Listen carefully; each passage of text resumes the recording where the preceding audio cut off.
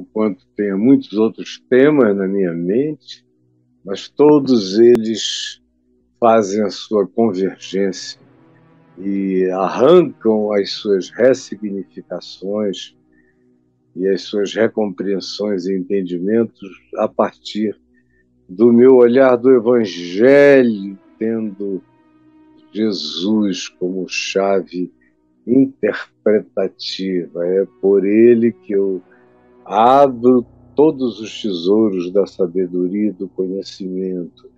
É por ele que eu leio o Velho Testamento, que passa no filtro, fica, que não passa, caiu em obsolescência.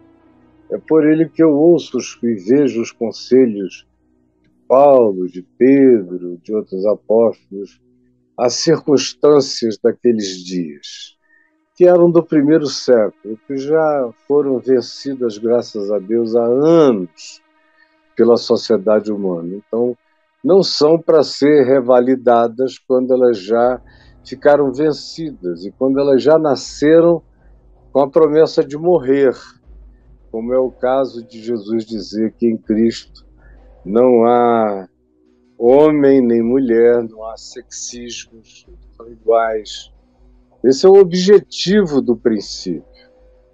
No Império Romano e no meio do judaísmo havia diferença entre homem e mulher, mas em Cristo não. Então Paulo dá um conselho para aplacar os problemas da hora do primeiro século, mas ele diz: no dia que vocês crescerem, vocês vão descobrir que não há diferença entre homem e mulher na presença de Deus. Como também não existe escravo e liberto, porque em Cristo todos são libertos e todos são chamados para a liberdade. Então, como graças a Deus, praticamente todas as constituições da Terra se levantam hoje em dia, ainda que nem todas pratiquem, mas no papel está escrito que são contra a escravidão, e o mundo inteiro é. Então, graças a Deus, houve uma evolução no planeta. Por isso, eu não preciso mais usar os conselhos de Paulo para o escravo, como é que ele lida com seu patrão, que tinha domínios absolutos sobre ele. Não era CLT, era domínio total, era ser dono do outro.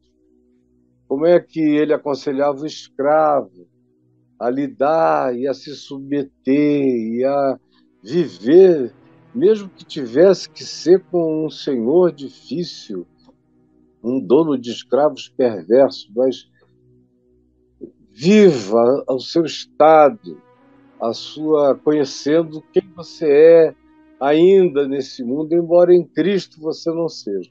Acabou isso, graças a Deus. Então, a gente tem que aprender a vencer o preconceito de todos os níveis, que é o que estabelece ainda a diferença psicológica entre seres humanos e seres humanos, criando o status dos livres e dos totalmente dependentes, que são os escravos entre nós, com outros nomes. Em Cristo não há homem nem mulher, não há escravo nem livre, e as etnias também perderam todo o seu significado na cruz. Todas as etnias perderam a sua razão de ser. Elas funcionam na prática, linguagem, cultura, qualquer outra coisa, mas elas não podem ser evocadas como princípio de separação, nem de superioridade de um grupo ou de uma raça sobre outras. Por quê? Porque em Deus sempre foi assim, porque Deus não faz acepção de pessoas. Então não queira levar os princípios do Evangelho para o atraso do primeiro século, quando o próprio mundo se emancipou daquele atraso. E a nossa Constituição é melhor do que qualquer recomendação de relação com etnias diferentes, escravos, homens ou mulheres. E assim vai. E eu, em Cristo, no Evangelho, onde nada disso está presente, onde homem e mulher são iguais, escravo e libertos são tratados por ele do mesmo jeito, etnias são incluídas do mesmo modo, e o evangelho é para todos. É aí que nós estamos, é aí que nós temos que ficar. Jesus é o Senhor de Paulo, é o Senhor de Pedro, é o Senhor de quem escreveu no Novo Testamento, é Jesus.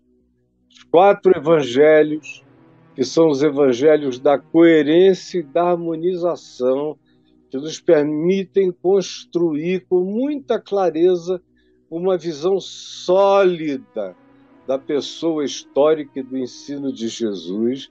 Nele eu vejo Cristo e Paulo, Pedro, os apóstolos estão aqui, mas ele está, como diz o escritor de Hebreus, acima de anjos, principados, potestades, poderes, dimensões, domínios, civilizações cósmicas, está sobre tudo.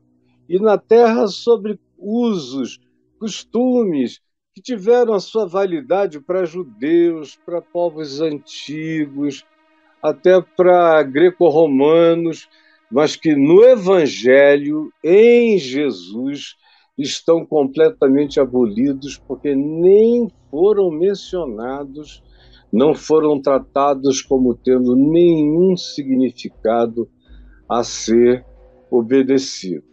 Então, é assim que eu inicio esse dia dizendo: guarde esse entendimento, leia tudo.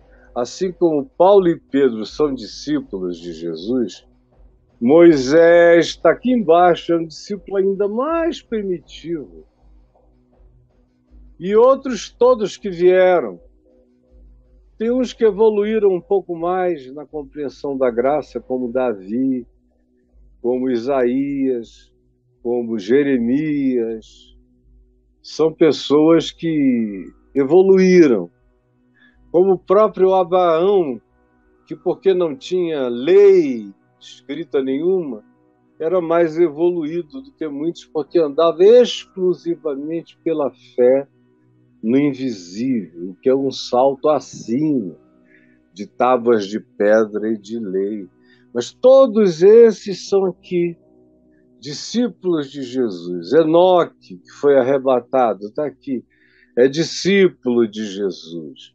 Jesus é sobreexcelente sobre todas as criaturas que dele derivam, todos os mundos que nele e a partir dele, do Cristo, do Cordeiro Eterno, que Jesus encarnou há 2000 anos atrás, porque o Cristo precede a Jesus.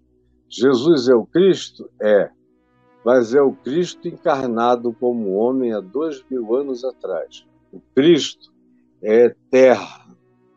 Ele é o Cordeiro que explodiu. É o Cordeiro que morreu, que se sacrificou, que se esvaziou de todo o seu conteúdo, e desse esvaziamento, dessa morte de Deus, antes da criação de todas as coisas, da imolação dessa figura arquetípica chamada de o Cordeiro, é que o Big Bang e todos os Big Bangs dimensionais explodiram. E todo o espaço-tempo, e toda a matéria, e toda a energia, e todo o fenômeno eclodiu de dentro do Cristo eterno, da morte big bangiana do Cordeiro que explode vida em todas as dimensões. Eu não estou falando só na linha do tempo, aqui do espaço.